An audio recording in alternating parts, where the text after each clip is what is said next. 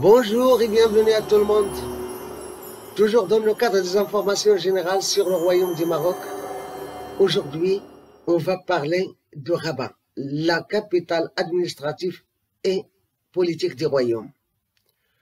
Tous les Marocains connaissent la ville de Rabat, c'est tout à fait normal, c'est la capitale du Royaume. Mais là aussi, peu de gens connaissent son histoire, qu'il faut bien rechercher dans les primitifs sites. C'est vrai qu'on a par exemple Challa, qui remonte à l'époque romaine, mais on dit aussi que ça existait bien avant les Romains. Et les Romains, quand ils sont arrivés là, ils lui ont donné le nom de Sala Colonia Romana. Et là, bien sûr, il faut faire des recherches pour clarifier les choses. L'essentiel, c'est que les Romains n'ont jamais dû passer le fleuve de Boragrag. Et Challa, ou Sala Colonia Romana, était accessible par cette rivière au fleuve du Boragrag. Boragrag, qui est un mot berbère qui veut dire le gravier. Il y avait aussi des fouilles, on a fait des fouilles, et on a trouvé qu'il y a des lieux et des choses très anciennes, et ça, il faut les rechercher aussi dans les recherches archéologiques et anthropologiques qui ont été effectuées sur tout le Maroc. Mais ce qui nous concerne aujourd'hui, c'est la ville de Rabat actuellement. Et le mot Rabat, c'est en français.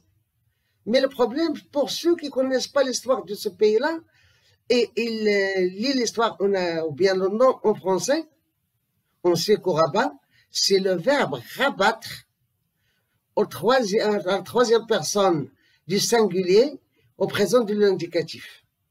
Mais ça n'a rien à voir avec le verbe rabattre. Rabat, c'est la prononciation française du mot Ribat.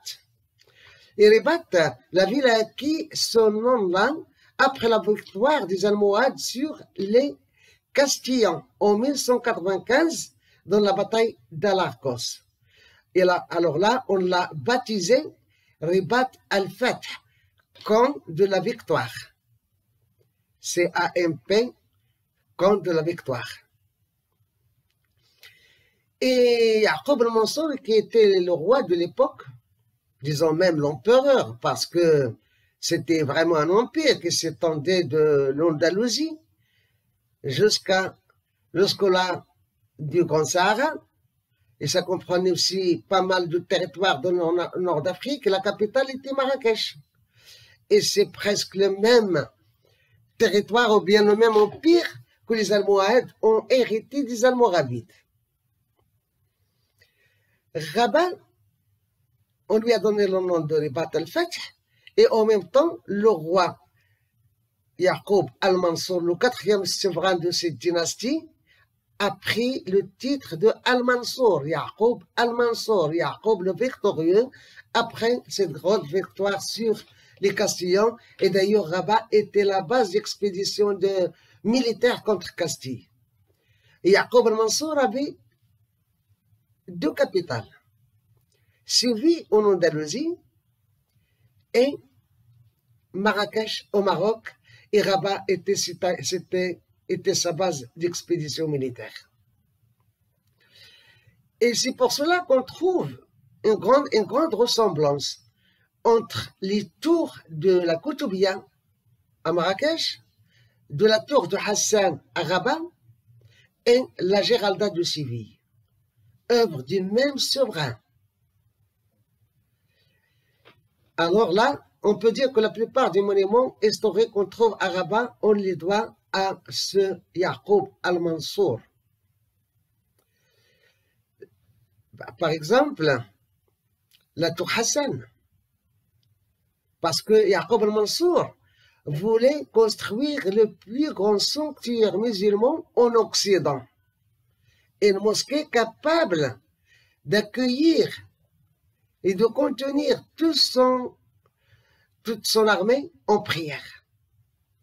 Et la tour de la Hassan, qui devrait avoir normalement 80 mètres de hauteur, mais elle n'a que 44, parce qu'après sa mort, les travaux ont été interrompus. même la ville marginalisée. Et le bois du toit ou du plafond a été saccagé et on en a fait des navires qui ont préparé à la guerre de l'Épante. Et encore pire, le tremblement de Lisbonne en 1755 a conclu le reste et la mosquée a disparu. Et seulement au XXe siècle qu'on a rétabli, disons, et on a aménagé. On y trouve aujourd'hui quelques 200 fragments de colonnes de plus de 370 colonnes normalement sur lesquelles était déposé le toit de la mosquée. Maintenant, on sait bien qu'il y a là, on a construit sur les vestiges de cette mosquée, le mausolée Mohamed V, une mosquée aussi dans les années 80 du siècle dernier, auquel sert toujours la tour Hassan du XIIe siècle comme minaret. On trouve aussi la Kasbah des Oudéas. La Kasbah des Oudéas remonte à la même époque, construite sur les vestiges d'une autre Kasbah, une autre forteresse des Almoravides du XIe siècle. Si vous allez vers la Kasbah des Oudéas, vous allez trouver des fruits qui ont donné à la lumière une ancienne Kasbah plus ancienne que celle qu'on a aujourd'hui, sachant que la Kasbah, ou bien la forteresse des Oudéas, la dénomination se doit au fait que Moulay Ismaïl, le deuxième souverain de la dynastie actuelle, a confié sa défense de l'embouchure de Borograd à la tribu des Oudéas qui sont d'origine du Sahara. On sait bien pourquoi on a construit cette forteresse sur l'embouchure de Borograd, parce que comme on sait, toujours les conquistadores, les conquêtes se faisaient toujours en entrant par les embouchures des rivières pour aller à l'intérieur des pays. On a dû construire une forteresse pour défendre ces embouchures-là, comme sur toutes les embouchures des rivières, à Azmour par exemple, sur la rivière d'Oum-Rab'a ou bien Oum-Rabia, etc. Et là, j'ai dit qu'il y avait une ancienne ville, c'était Challa, au sein de la colonie romane. En berbère, on dit que ça s'appelait Challa, ou que ça existait bien avant l'arrivée des Romains, et qui est devenu plus tard une nécropole du roi Mérénide, de la dynastie Mérénide du XIIIe siècle. Et là, on trouve jusqu'à nos jours la tombe d'un des célèbres rois Mérinides, cette dynastie berbère d'islamisée, Aboul Hassan. Aboul Hassan, qu'on appelait aussi le souverain noir, par rapport à la couleur de sa peau, puisque sa mère était d'origine abyssine. Les Mérinides, ces Mérinides-là, à qui on doit pas mal de choses au Maroc, surtout les grandes médersas, soit dans les villes de Fès, de Meknès, de Rabat même et de Marrakech. Mais la ville de Rabat, aujourd'hui, il paraît qu'elle est faite dans les temps modernes exprès pour les représentations diplomatiques. On ne trouve pas normalement de zone industrielle à Rabat, pas de port.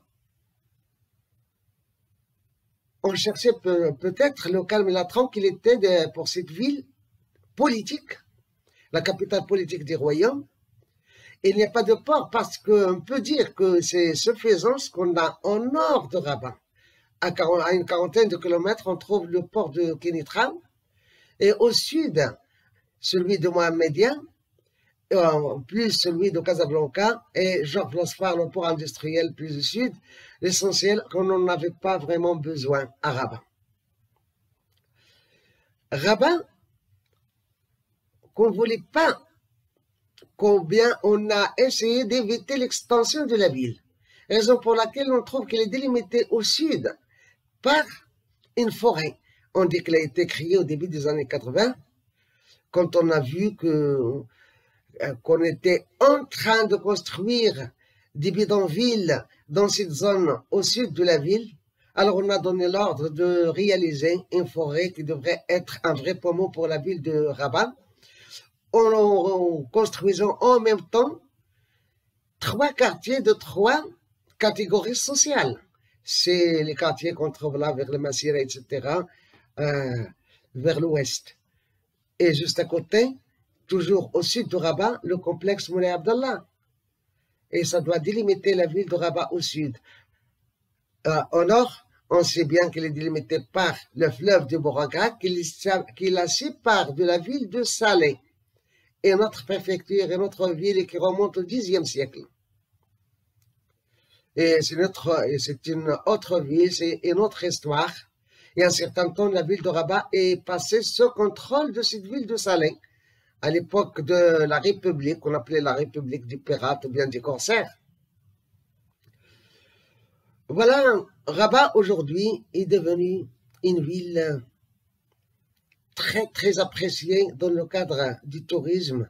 Ça trouve le goût de pas mal de touristes de différents pays, sa propreté, son calme, ses infrastructures, et ce qui vient après sera beaucoup plus intéressant parce qu'on essaie ou bien on cesse d'évoluer de cette ville et elle connaît pas mal de projets socio-économiques.